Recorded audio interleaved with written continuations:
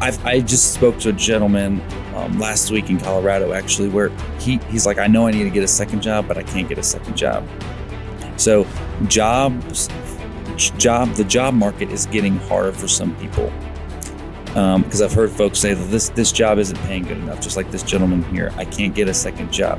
My wife may have to go back to work now, but I can't afford the daycare, going back to the daycare thing. There's no options for people to run to, because here's what else I'm hearing too. So paycheck to paycheck. I'm also hearing from folks, loans.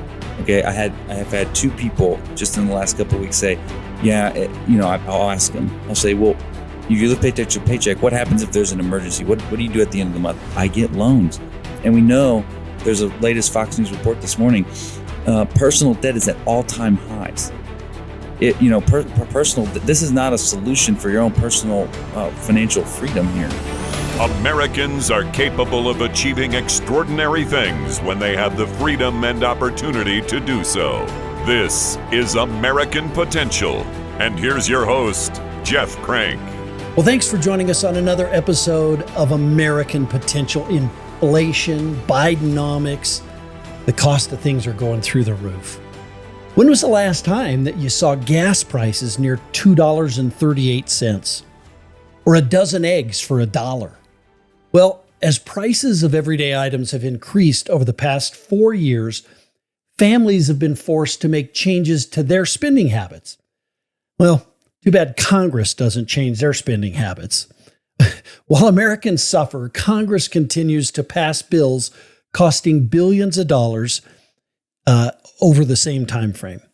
Now, policy decisions under the Biden administration have contributed to the higher cost of living, such as shutting down oil production, which means Americans have to get their oil from overseas at a higher price. These rising costs now require a family of four to spend over $11,000 more annually to maintain their previous lifestyle. And Americans for Prosperity has been holding Prosperity is Possible and Bidenomic events all across the country and are asking people about how they've adjusted to the rising inflation. I want to welcome Matt Curran, who is the Grassroots Program Manager for Education and Training for Americans for Prosperity. Matt, thanks for being with us. Thanks for having me, Jeff. Yeah, so you've been at a lot of these rallies, and I want to talk about that. Before we do, what does education and training focus on, first of all? So our education and training department, we go around and we work with grassroots engagement directors of grassroots operations, and helping them grow their communities and getting volunteer activists to the next level, whether it's how we communicate with legislators and try to influence them on a policy issue, whether it's gathering as many volunteers as possible to be able to make phone calls and knock on doors to make a difference in a community, or whether it's just talking to ordinary Americans at events, which is one of the main things I do, and trying to get them to sort of the next level and understanding what it is that we're trying to achieve on a policy level, whether that's state or federal. So let's talk about the inflation, right? And the inflation and how it's affected folks. I assume you've got a family. How big's your family? Sure, I got 4 kids and a wife. So yeah, so six of you, 6 people. Yeah. So talk about how inflation's affected your life. It has affected me. So I've moved 3 times in the last 4 or 5 years. I've owned 3 houses. Okay. I've talked to my wife all the time about how the first house that we bought in 2020, I couldn't afford that right now. I've looked it up on Zillow. It's impossible. 80% increase of what you need in pay in order to afford a house of what it was 4 years ago. And I feel that every day. I go to the grocery store. My wife and I go to the grocery store. Our bills are out the wazoo. We're having to tighten our budget, which means no more fun time, no more going out to the movies, no more going out to eat. It's trying to find things on a modest way here at the house. I think for most Americans, it's about, affording the things that you have to afford just to, everyday things, the luxuries, those were gone several years ago, right? You talked about going to the movies or going and having fun, or sometimes it's even family vacations that are being cut out because, you got to pay for food and utilities and gas and those things first, right? Right. Or even cutting kids' soccer's, Sure. games. My kids, they're not able to be in 2-3 sports at a Right. time, or activities. I won't even say sports, but 2 or 3 activities at a time. So sorry, Ted, you're going to have to do one this time. It just costs a lot of money, and we have to be very strategic and very focused and lasered in on our budget and our time. Versus before, it was kind of a luxury to just be able to not have to worry about it and focus on different things in my family structure. Yeah. And we've got to make the connection. And that's what these events try to do, is make the connection that it's not just that inflation is happening. It doesn't just happen. There are policies that cause inflation, too much money being spent in an economy, or too much money, thrown in by the people that can throw money into an economy. And that's government, the federal government. Are people, we'll talk about the events that you've been to, but are people making that connection when you go to these events? Do they make the connection between the bad government policy and the effect it's having on their life? They absolutely do, Jeff. When I've talked to folks, whether it's left, right, libertarian, Green Party, whoever you want to talk to, they understand one thing when it comes to wasteful Washington spending, and they know it's not working. Okay, now if you go to a subset within wasteful Washington spending, there might be negotiations and an idea of like, well, we shouldn't cut this or we should get rid of that. But there is one subset that Americans are upset that they're spending money on. And I hear it all the time, which is why I don't understand, Matt, why we're spending money in Ukraine and overseas. That doesn't make any sense to me. And I'll tell them, well, we spend $113 billion for Ukraine. I even had one guy tell me, we got out of the wars overseas, but we're spending like we're still in war. I thought one of the benefits of getting out of war is that you don't have to spend on war and you can focus on your home country. And this young gentleman from Pennsylvania, I can't quite remember his name, but he had a very good point. So people are making the connection. One analogy that I like to use is, you get a cup of lemonade, it tastes like lemonade. Government comes in and they pour water in the lemonade, it tastes a lot less like lemonade. And that's kind of how printing money and spending money is going to affect the economy. Yeah. Well, that's a great example. Now, a lot of these events, they're different events. They're just different kinds of events. Talk about the different kinds of events that you've been at. Sure. So we will do gas station events where we will lower the price of gas to $2.38 a gallon, which was the average cost of gasoline it was when Joe Biden took office. Okay. And because we are not drilling for here in the United States, because the Biden administration wanted to upend the permitting process and try to get upend the permitting process here in the United States and stop drilling for oil here in the United States and try to get it from Saudi Arabia, El Salvador, Venezuela, it's caused the price of gas to go up, especially in Nevada. We do events out in Nevada. They have the second highest gas prices in the nation. I think it was like $4.38 when we were there. So when we lower the price to $2.38, we had 300 cars lined up, and we go and talk to each of those folks that are lined up prior to giving them the gas. And when we're talking to folks, it really is like, wow, I cannot believe you're doing this. Thank you. We'll get people with tears in their eyes. We'll get folks with, just appreciation for what we're doing, and they'll take our message to heart when we are talking to them. Some folks may not have time, but they tell me, I'm going to read this when I get home when we give it to them. Oh, and you want me to talk to other types of events? Yeah, sure. Sorry, I was focusing on the gas thing. So grocery stores, the average weekly cost of an increase in groceries is $60. So that's what, $120, $240 a month average. And that average, by the way, was from like late last year, like 2023. So I'm sure it's gone up by then. So we'll get gift cards of like $60 and we'll go out and give them to folks as they're coming in, sort of like a surprise. And sometimes we'll let folks know ahead of time. And same sort of reaction. People will be lined up. They'll be in tears. I even had a guy in Wisconsin, and he told me, he said, Matt, do you know what the cost of a jar of mayonnaise is nowadays? I said, no. Can you tell me what the cost of a jar of mayonnaise is? He says, it's $9. I'm not buying mayonnaise anymore. It's so sad that inflation's hurt these people that they can't even buy mayonnaise. They can't buy mayonnaise anymore. Other events we do, the cost of entertainment's gone up by 25%. So, we in Pittsburgh, we went and got Pittsburgh Pirate tickets, and we got wind that there was a bring your kids to work day. And so we popped in, and a lot of parents were like, dude, thank you so much for allowing me to have fun with my kid. Me taking my kid to work was part of like our entertainment. We haven't been able to go to a Pittsburgh Pirates game. One person told me they haven't been able to go to Chuck E. Cheese in a long while. So this was a blessing for them, because entertainment's going up because nobody can afford to go out, and those people have jobs, so they got to raise their costs too. Other events we've done daycare events where people will give out gift cards to like a grocery store with our same message as people come to pick up their daycare or their kids from daycare, because the cost of daycare has increased by over 20 something percent. We do all sorts of events, anything that can get our message out and can even be a mutual benefit to business owners. We did some giving out free tea at a local tea shop in Wisconsin. Great clientele, same messaging, but the business owner was very thankful. She said, thank you so much. It costs a lot.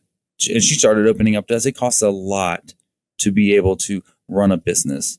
And so thank you for bringing these folks to me, for knowing that I'm here. And then we had a good conversation off air about 1099 tax reform, where we're catering to the small business owners too, where, she has to outsource her employees to 1099, which for those of you who aren't familiar means you're not technically an employee, you're an independent contractor. And when you're an independent contractor, you got to pay double the taxes. Right? An average employee pays 7.5% in Social Security and Medicaid tax, and the employer will pay the other half. Well, if you're in 1099, you got to pay both. You don't get health insurance, and you're still paying that on top of the regular income tax that you have to pay. So it costs a lot. We want to make it more affordable at AFP to be able to hire employees. We want to make it more affordable and more enticing for entrepreneurs to want to invest and not strangle the entrepreneur for 1099 employees. So we target almost everybody from independent contractors to the average day man at all of these events. And we try to really get our messaging across, and that we want to help you and ease the inflation pain. Yeah. That's what I love about how this whole thing is developed.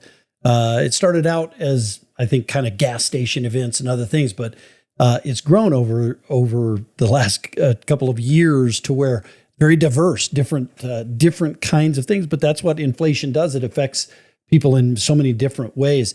Let's hear from some of the people you talk to. First, let's talk about inflation. Let's hear how people say inflation has impacted them. How's Bidenomics been affecting you the last 4 years? Oh man, it's been affecting me pretty well, man. I mean, I have 4 kids. Me too. I mean, I have a fiance, so I mean, we're trying to get things together, man, family wise, and I mean, it's a lot. I suppose the two most important ways is, one, lately I had to turn down a job because it was a traveling job, so I just couldn't afford it to get back and forth. Price of tires, price of gas, price of just upkeep, everything in general. And another thing that it affected in my life was doing things with my grandkids, actually, taking them places in general, how far I can go, how much I can spend, and just less out and about time in general with my family. Usually in the summer months, I catch up on my electric bill because everything is low. But this year is no change. And I'm like, where did I get my break at? I didn't get a break this year. Why do you think it's higher now? They said the cost is up higher. The usage is higher. The cost of the usage. I'm not using that much, but the cost went up. Past 4 years, I mean, prices, food going up, trying to feed the kids, the grandkids, wives, trying to keep everybody happy. But it's not easy. I mean, like I said, I got a good job, but it ain't good enough for this inflation, bro. I used to be able to survive on, because we receive EBT as well, and we used to be able to survive on what they give us, which is close to almost $500 a month. That used to last us almost towards the end of the month. Maybe like the last week the meals were a little bit smaller and stuff like that. But as far as, now that same amount that we get we're done with food within 2 weeks. Something's gonna be late, but you gotta eat though. Something's gonna be late. You might be a week behind on your light bill, or $50 late on your rent. You know, we in tough times. I haven't been able to travel like I wanted to. I haven't been able to do as much for my grandchildren as I used to do. My bank account has gone down considerably. Don't buy as many groceries as I used to. I'll be quite honest with you. 4 more years of what's going on right now, we won't be able to afford our house. We won't be able to afford our insurance, even though we own it and we don't owe anything on it. I'm afraid we're not going to be able to afford our property taxes or anything. We're living on a retirement income. Wow. Yeah. People are really hurting. And you hear that one gentleman saying that he's got a good job, but it ain't good enough with this inflation. And we just hear that. This is the voices of Americans speaking to their government. Their government doesn't seem to be listening. Besides some of these things that we just heard in these sound bites, what else have you heard? Did you hear from people at some of these events about inflation? A lot of so you did hear folks talk about. Sorry, I'm trying to get so you heard folks talking about paycheck to paycheck. That is a very common thing, right? I just spoke to a gentleman last week in Colorado, actually, where he's like, I know I need to get a second job, but I can't get a second job.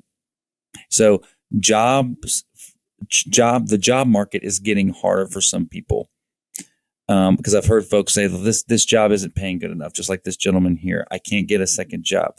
My wife may have to go back to work now, but I can't afford the daycare. Going back to the daycare thing, there's no options for people to run to. Because here's what else I'm hearing too. So paycheck to paycheck. I'm also hearing from folks loans. Okay, I have had two people just in the last couple of weeks say, yeah, I'll ask them. I'll say, well, if you live paycheck to paycheck, what happens if there's an emergency? What do you do at the end of the month? I get loans. And we know there's a latest Fox News report this morning. Personal debt is at all-time highs. Personal. This is not a solution for your own personal financial freedom here.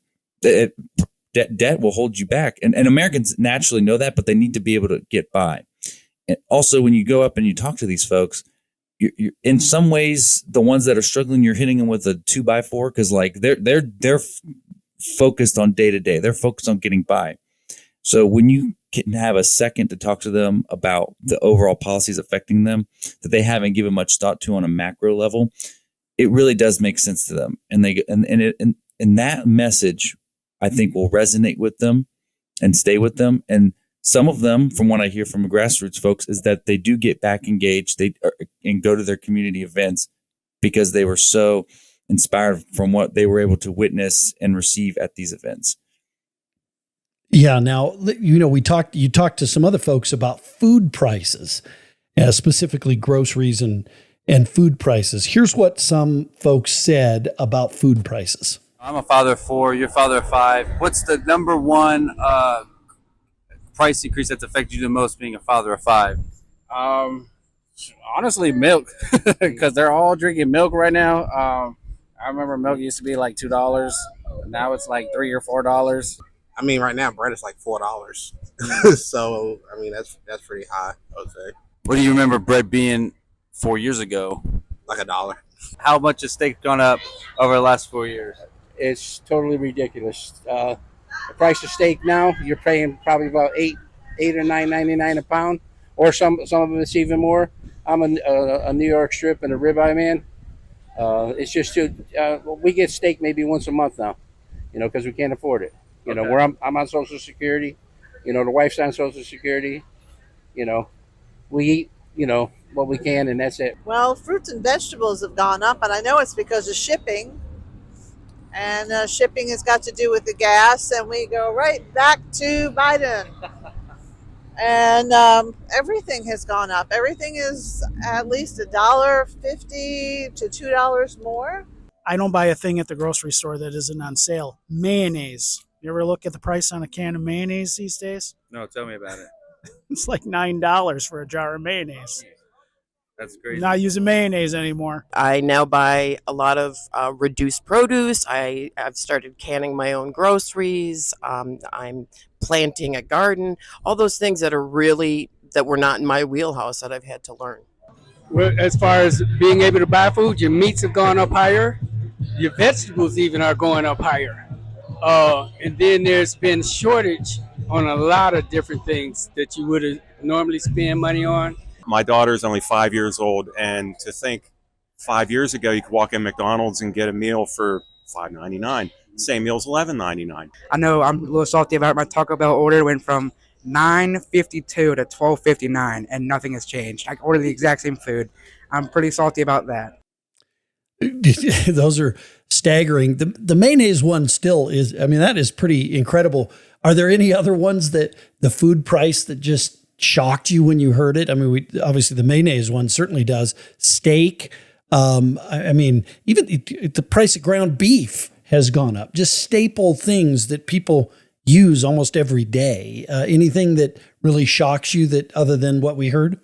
Yeah, there were two. So yeah, first off, Jeff, the mayonnaise one is probably the number one that shocked me the most. The other two that never got on, well, we got on camera, but the second one, the other ones that have shocked me too. Last week, when I was in San Antonio, Texas, there was a lady. We were playing this Price is Not Right game. And she went up, she guessed the price, she got it wrong. Afterwards, I got an interview with her, and she says, yeah, I did not know the price of beef in the game because I haven't bought it in 3 years. I was like, wow, you haven't bought beef in 3 years? She's like, yeah, no, I have not bought beef in 3 years, and I can barely afford chicken. Same kind of meat story going to a lady here in North Carolina.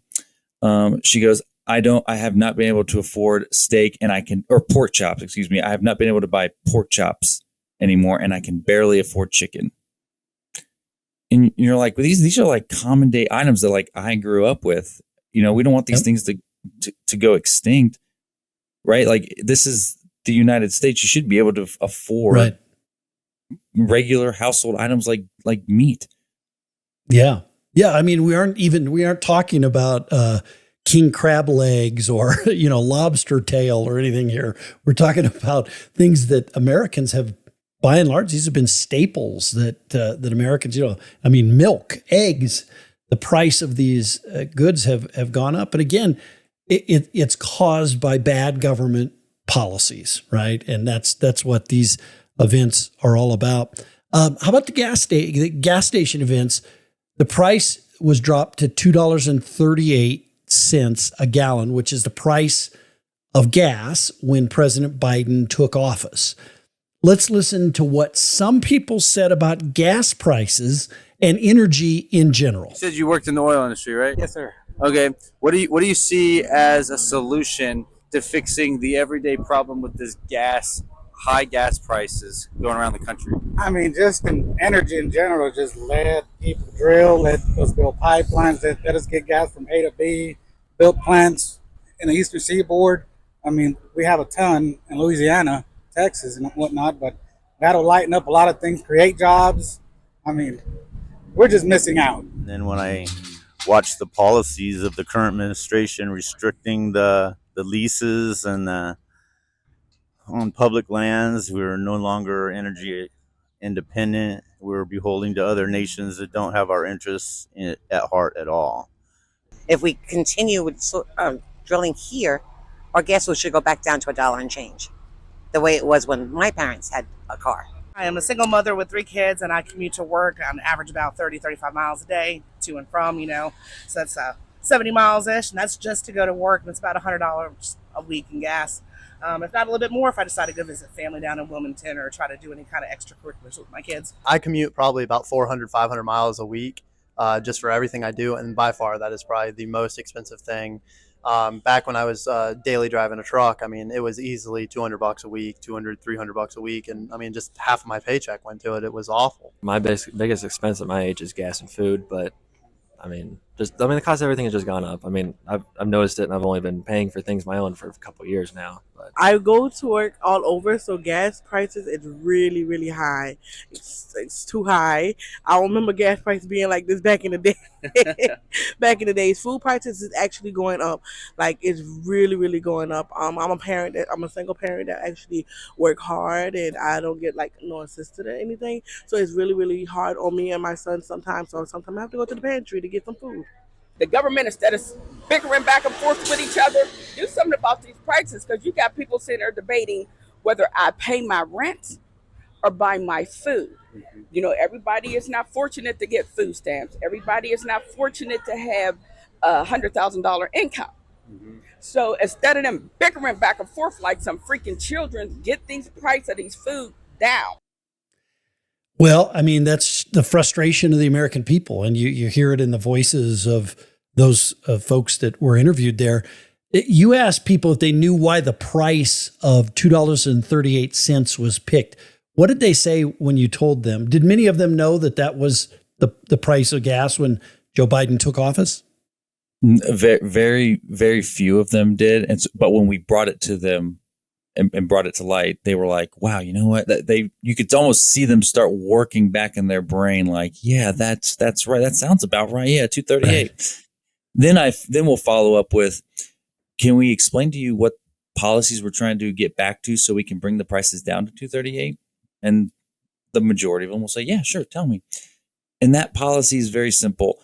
We want to open up the pipelines and the permitting process here in the United States to drill here in the United States, versus getting our oil from reserves, which is meant for our military. So we're not only weakening our military by releasing the reserves, but we should really be having a more long-term plan, because at some point that'll get empty. And stop getting our gasoline from Saudi Arabia, El Salvador, Venezuela, because when you explain to the average person, look, when you drill, and they get it, okay, you drill for oil in Saudi Arabia, great. Now you have to pay to bring that oil over to the United States. That's a really big cost, because that's like all the way around the world. And then you have to then put it on a truck, and then you have to pay for that truck to deliver the oil and the gas all the way to the gas station. That's an extra added unnecessary cost. Okay. And then some folks will say, I remember there's being something about a pipeline or whatever. And then you explain the process with that, which is you drill the pipeline, just helps the gas get from point A to point B. And it helps reduce the cost because you don't have to put it on trucks. That's part of this administration's policies and bad policies, is that they close the pipelines down, and they want you to transport the gasoline and the oil on regular DOT roads. So not only are you deteriorating the roads, because it's going to be extra weight on the roads that you didn't have to pay extra money to invest in infrastructure, but it takes longer to get there, and it costs more money to get to the gas station, which increases the costs. Right. And why are we making Saudi kings rich? Why are we making Venezuelan government officials rich rather than American workers? Why not let American workers have those jobs in the oil and gas industry and let them have better paying jobs for their families? None of these policies make any sense. It doesn't, Jeff. And when you explain this to folks, when they're sitting in their car or at a restaurant event or whatever, they understand that the puzzle's broken. Okay. And our job is to come in and put the pieces together for them. And then they go, wow, that makes sense. I knew it was broken, but you just eloquently put it all together for me. And they get it. This isn't rocket science. Right. Yeah. Yeah, no question. Now, while you were in Wisconsin, you got to talk to a former state senator and ask about how the state dealt with budget cuts. Here's what he had to say. When we did the budget, when we would dedicate monies in the state budget for ultra-liberal, leftist lackeys, different organizations, different units of government that were just doing nothing but padding their own nest. We'd cut their budgets. We'd split their budget in two attempt. And then, of course, you got to negotiate, and maybe we'd cut it 25%.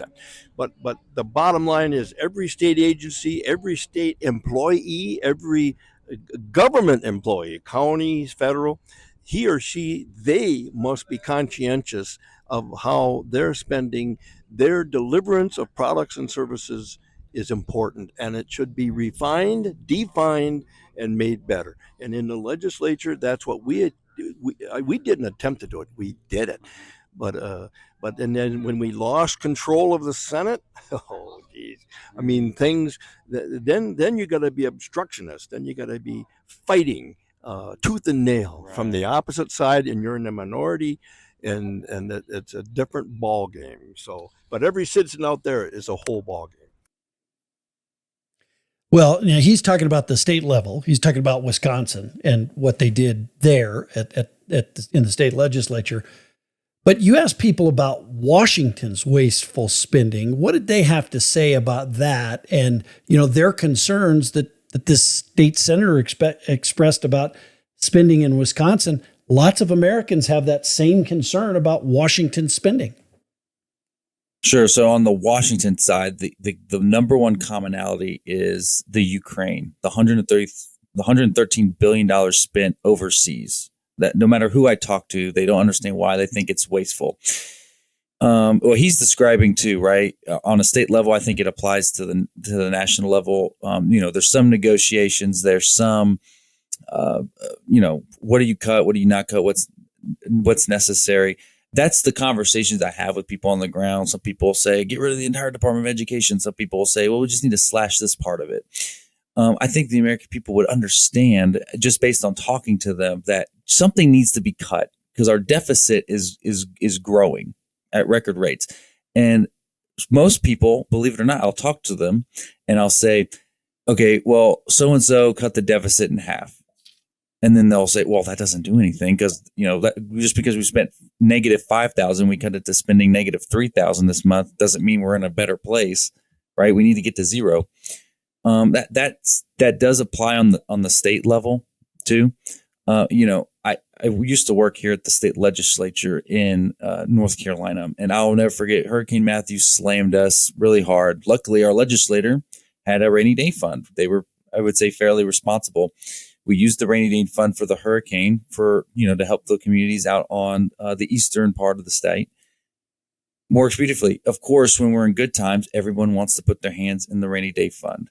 And I'll go all over and I'll hear with folks about how this state legislator, you know, like in Texas, they had like a big surplus. Speaking to the folks in Texas, well, instead of returning that surplus back to the people, all of a sudden state legislators want to do something with the surplus. Right. So the state legislator is all different around the country, but they all have their own problems. And that's another word we need to get back to is the word surplus. Doesn't it sound refreshing to just say surplus? Yeah, we're a long way from that in the federal government for sure, but it'd sure be great if we would do it and we got the federal government doing all sorts of things that they shouldn't be doing. We're still spending money at pre-COVID, levels. We've never gone back to pre-COVID levels, so we're still spending.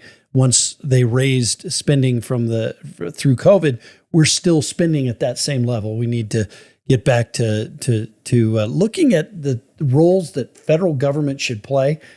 And, you know, we can't be everything to everybody. And there is a constitutional role that we need to look at as well and see the things that are reserved for the federal government and those that aren't there. Those are reserved for the states. Let's talk about business owners and the impact of inflation on business. That you talk to a lot of business owners at these events. Here's what they said about how inflation has impacted them and their business.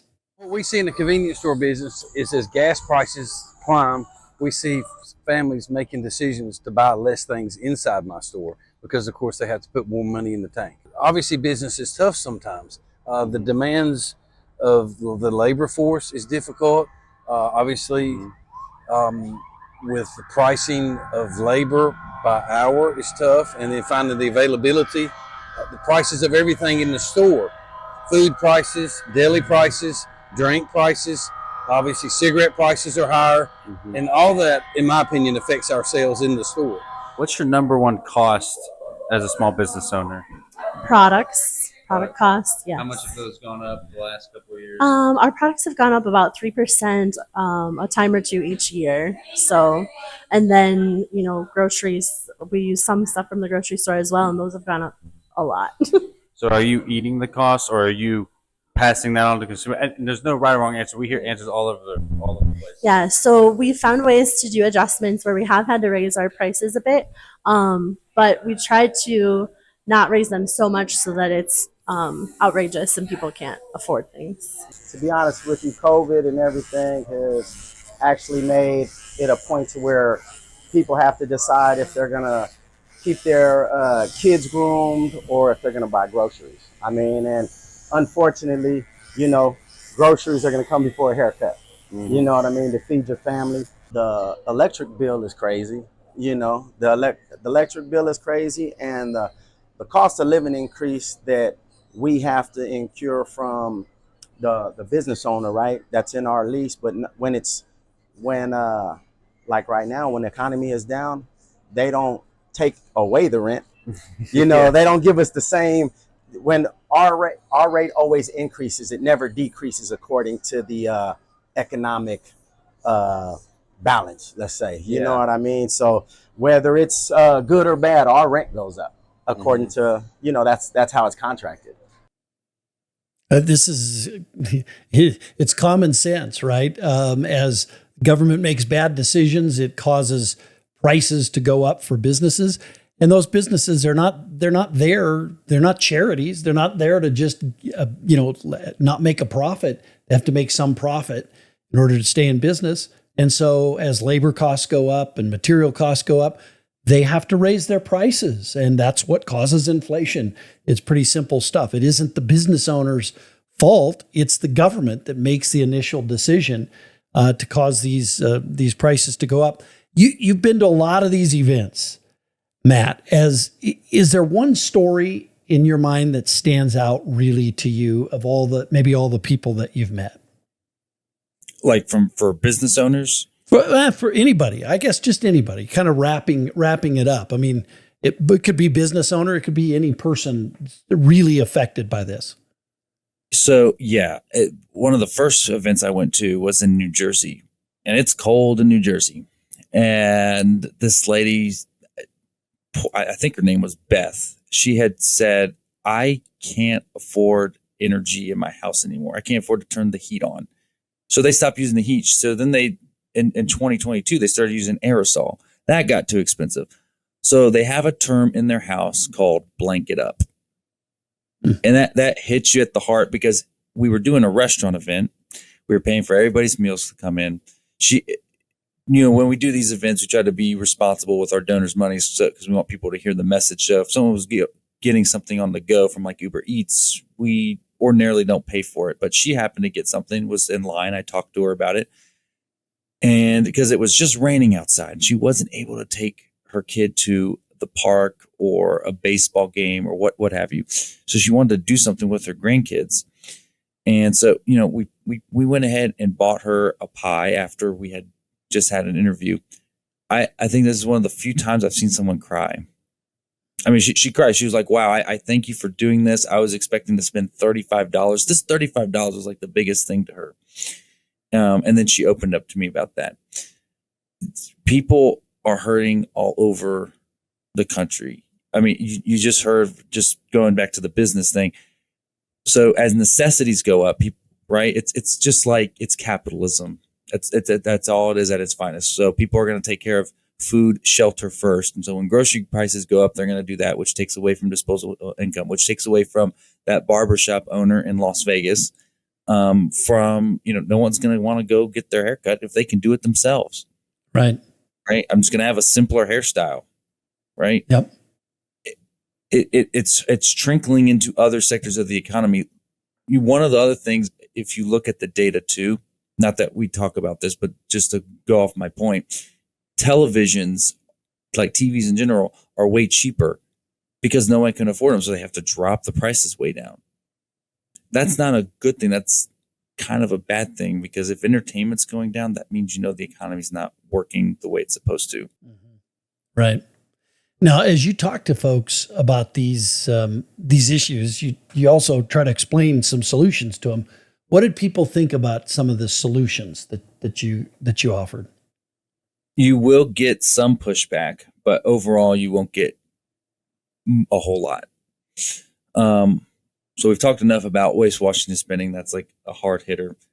The energy one makes the most sense. And every state has its own little play. Like in Pennsylvania, we're going all about fracking. We need to open up fracking. That's big for the people there. They're typically electrified about it. They're excited. If you talk about oil and fracking in New Mexico or Arizona, they don't tend to get the same response, and you would expect that they would. But for them, it's more about entrepreneurship, 1099 business out west. That's just something I've noticed. They like the idea of being on their own. When you explain that, like, okay, 1099s, we need less tax reform, like I explained earlier, that makes sense to people. Like, why are we hamstringing folks from being able to go out and make a living on their own and provide an independent self-living without having to pay more to the government? Right. Yeah. Well, and these, I'm hopeful that as you go travel and you see these events, people, this is front and center in their minds. And I hope they remember that. I hope that they do. Politicians oftentimes try to change the subject. They try to divide. They try and use issues that will divide Americans. But one thing that unites Americans is the struggle that Americans have, Matt, with inflation. And so, I really appreciate you joining us, telling us these stories, and really taking the time to do that. And some of those interviews are great, listening to the voices of Americans. And I hope that politicians will listen to those voices as well. So thanks for joining us. Thank you for having me, Jeff. I appreciate it. And thank you for having me on your show. Yeah, you bet. Well, listen, I hope that Beth remembers that politicians are going to try and divide her, and they're going to try and make all these other issues that they'll try and scare Beth into, they're going to take your rights, or they're going to do this, or they're against this person or that person. I hope that Beth and every other American, when it comes time to politicians scaring them about what the causes are, remembers the impacts that these bad government decisions have on them and on their everyday life. And you can see Americans are really hurting out there, and great for Americans for Prosperity to come out and do these events and help educate people about the real world implications of these very bad government policies. We are literally making other countries' leaders rich. Saudi Arabian princes are getting rich while American workers can't go to work and make an honest living because our government, our federal government, is deciding to not open up oil and gas leases across the United States. It's a crying shame, and that then has a trickle-down effect on every single American in the price of energy. That's just one example of the many terrible decisions that are being made at the federal level. So listen, thanks for joining us. If you want to get connected with Americans for Prosperity State Chapter, be sure to email me at jeff@americanpotential.com. The American Potential Podcast, we're always looking for stories to keep you inspired and informed. And the best way to stay connected is by liking and subscribing to our channel, as well as following us on Facebook, on Twitter, and on YouTube. And if you know of a great story of someone that's working on expanding freedom and opportunity that we should share, be sure to go to our website, americanpotential.com, and fill out our Share Your Story section. Listen, thanks for being with us. Go out there, defend liberty, defend America, defend the American way of life, defend liberty and freedom.